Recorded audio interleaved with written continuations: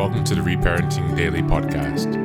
In this podcast, we'll dive deep into reparenting, exploring tools and resources to help us through our journey. The podcast is divided into 3 sections. First is a reading. Second is a discussion of the reading, followed by a journal prompt. And the last section is a peaceful meditation for closing.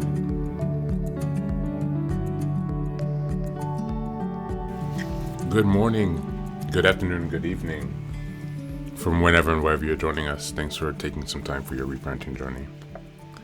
Today we're reading from the book Nonviolent Communication by Marshall Rosenberg. So on chapter 2, Communication That Blocks Compassion. In studying the question of what alienates us from our natural state of compassion, I have identified specific forms of language and communication that I believe contribute to our behaving violently toward each other and ourselves.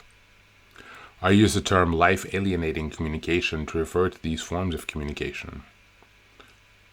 Moralistic judgments.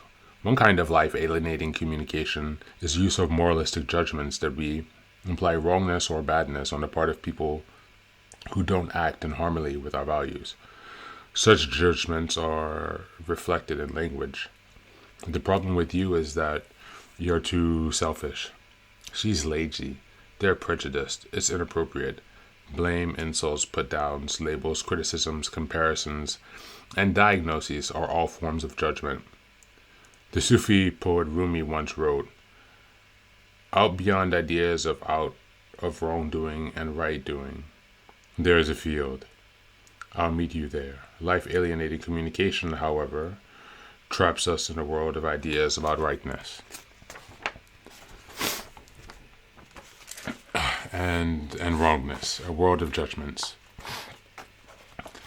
It's a language rich with words that classify and dichotomize people and their actions. When we speak this language, we judge others and their behavior while preoccupying ourselves with who's good, bad, normal, abnormal, responsible, irresponsible, smart, or ignorant. Long before I reached adulthood, I learned to communicate in an impersonal way that did not require me to reveal what was going on inside myself. When I encountered people or behaviors I either didn't like or understand, I would react in terms of their wrongness. My teachers assigned a task I didn't want to do. They were mean or unreasonable. Someone pulled out in front of me in traffic. My reaction would be, "You idiot." When we speak this language, we think and communicate in terms of what's wrong with others for behave in certain ways, or occasionally, what's wrong with ourselves for not understanding or responding as we would like. Our attention or focus is on classifying, analyzing, and determining levels of wrongness rather than on what we and others need and are not getting. Thus, if my partner wants more affection than I'm giving her, she is needy and dependent. But if I want more affection than she is giving me, then she is aloof and insensitive. If my colleague is more concerned about details than I am, he is picky and compulsive. On the other hand, if I am more concerned about details than he is sloppy and disorganized. It is my belief that all such analysis of other human beings are tragic expressions of our own values and needs.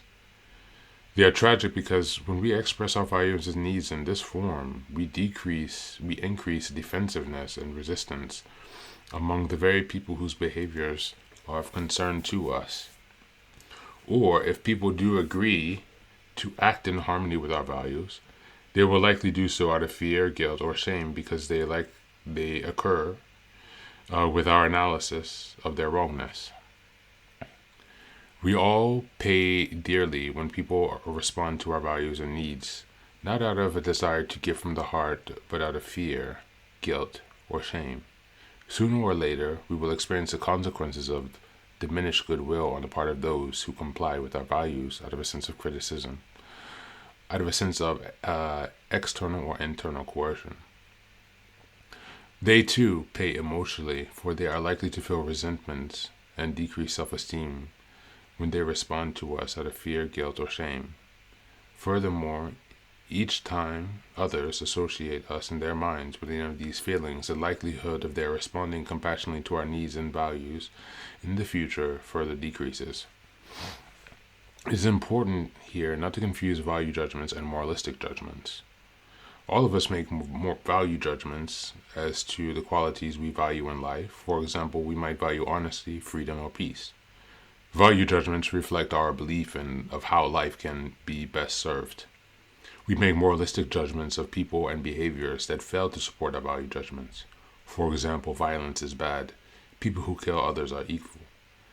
If we had been raised speaking a language that facilitated expression of compassion, we would have learned to articulate our needs and values directly, rather than to insinuate wrongness when they have not been met. For example, instead of violence is bad, we might instead say, I am fearful of the use of violence to resolve conflict. I value the resolution of human conflicts through other means. Thank you, and that's the reading for today.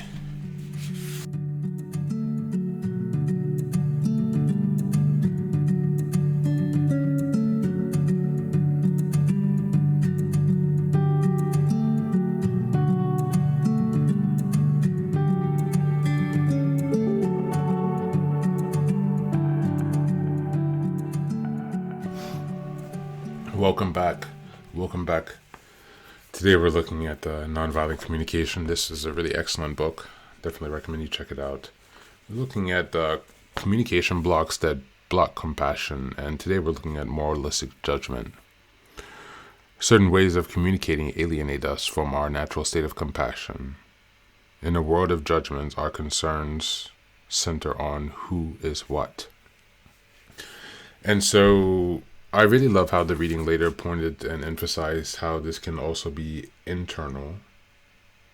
Internal oppression, for example, or internal or external coercion to comply with an action that is outside of our values and the consequences of that. It's really important. So often it's quite easy, at least for me personally, to recognize when someone is placing a moralistic judgment on me from the external, but it's much more challenging still for me to catch it when I'm doing that to myself.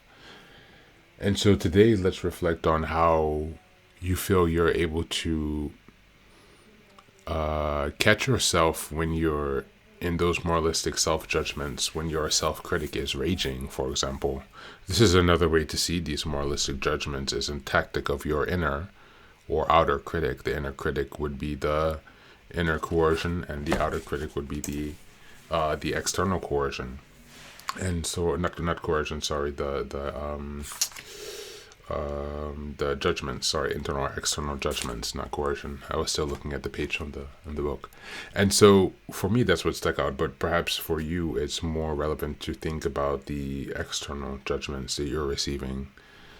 So for today, let's take time to reflect on the place of judgment in our life. Pay attention particularly to the last week. Let's try to keep the window of frame narrow so we can have a bit more of a oversight of the week and have some more of a limited and something we can work with a bit easier. Try to recall how often moral judgments came up, either external or internal. How easily are you able to recall that? Have you journaled about it this past week? If not, that's a good thing to keep up with. So take some time to reflect on your positioning with judgments coming from internal or external this week. And try to remember that our goal in reparenting is to decrease our judgments so we're having a little bit less pressure on ourselves and can decrease the stress and anxiety levels, and to really put them into a realistic frame. And that will really help as we're defining ourselves for perhaps the first time for some of us and shaping our own identities. So as always, thanks for being here. Take care of yourself and be well.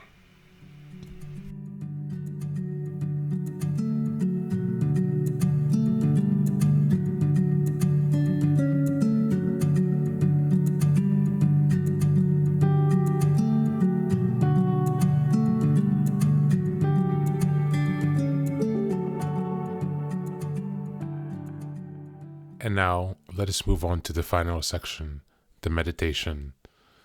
This is an unguided meditation. I will simply provide some music and you can take some time to relax. Please feel free to choose a location and a place where you feel safe and where you can be undisturbed for the next 10 minutes. You can choose to be sitting down, standing, as you like, wherever you are most comfortable. Thank you for being here and enjoy the meditation.